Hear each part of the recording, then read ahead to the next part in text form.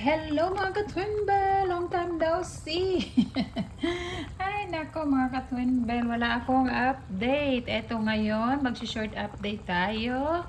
Nagluto ako ng sinigang na baboy at mga may kasamang skin talaga to, taba-taba. Oh.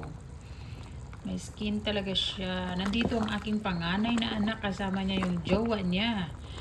So, nagluto siya ng adobo na sobrang taba din. Sobrang taba din. At nag-request siya kasi gusto niya talaga yung sinigang. Oh, ayan, nag-request. So, sila bumili nito. Niluto ko lang. Kauuwi ko lang kasi. So, ayan, oh. O, diba? Sarap niyan. Yan, gusto din kasi nila luto yung gulay. So, papatatagalin ko lang yung gulay. Ayan, ang ganda. Wala naman yung bunso ko. Nandun nakiparty sa classmate niya, birthday party, hindi pa rin umuwi. Tumawag, gusto niya mag-spend a night doon. Sabi ko kung kailan naman dumating yung kapatid ng kuya niya, siya naman yung wala. So, ilalagay natin ang dahon, mga ka-twinbell. Lagyan natin ang spinach. Yan. Kasi yung tanim kong kangkong, hindi pa pwede. Maliit pa lang yung ano niya. So, ayan mga ka-twinbell. Sarap nito masyado. Yan. Spinach. Water spinach.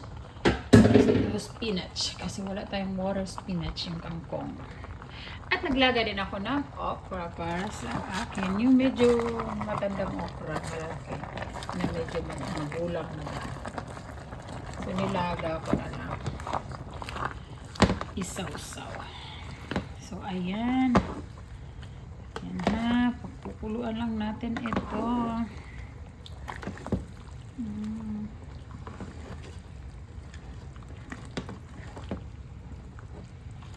Yan. Kukuluan lang natin sandali yung spinach. And then okay na ito.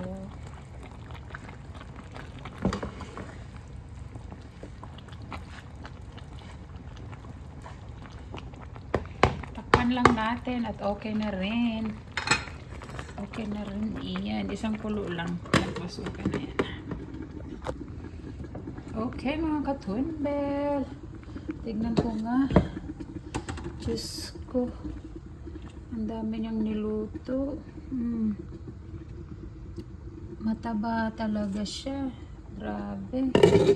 Araw-araw. Tingnan ko ng kanin. Nagsaing na rin siya ng kanin. Kunti na lang din natira. Ang kalat naman. Ang daming tapon. Ang daming tapon ng kanin. So, ayan mga ka-twinbell ha. Short update lang tayo. Ang bunso ko wala. So, ayan. Nakulo na. So, patayin na natin. So, ang talong kasi hindi ko masyadong ano yung talong.